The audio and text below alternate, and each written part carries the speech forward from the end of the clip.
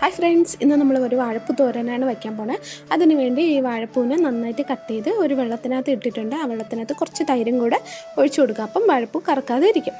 അപ്പം പിന്നെ നമ്മൾ അതിൻ്റെ നാരും പെട്ടെന്ന് ഇളക്കിയെടുക്കാൻ പറ്റും. ശരി, അപ്പം നമുക്ക് ഇത് കറി വയ്ക്കാൻ തുടങ്ങാം.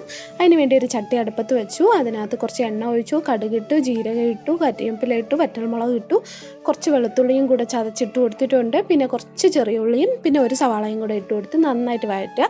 എന്നിട്ട് നമ്മൾ വാഴപ്പൂവിനെ ആ വെള്ളത്തിൽ നിന്ന് തോർത്തിയെടുത്ത് ഇതിനകത്ത് ഇട്ട് കൊടുക്കുക. എന്നിട്ട് കുറച്ച് മസാല, മുളക് പൊടി, അതുപോലെ മഞ്ഞൾപ്പൊടി, പിന്നെ കുറച്ച് നമ്മൾ ക്രഷ്ഡ് ചില്ലി പൗഡറും കൂടെ ആഡ് ചെയ്തിട്ടുണ്ട്. എന്നിട്ട് നന്നായിട്ട് മിക്സ് ചെയ്ത് കൊടുക്കുക. ആവശ്യത്തിന് ഉപ്പും കൂടെ ഇട്ട് കൊടുത്ത് നന്നായിട്ട് തന്നെ ഒന്ന് ഇളക്കി യോജിപ്പിച്ച് കൊടുക്കുക.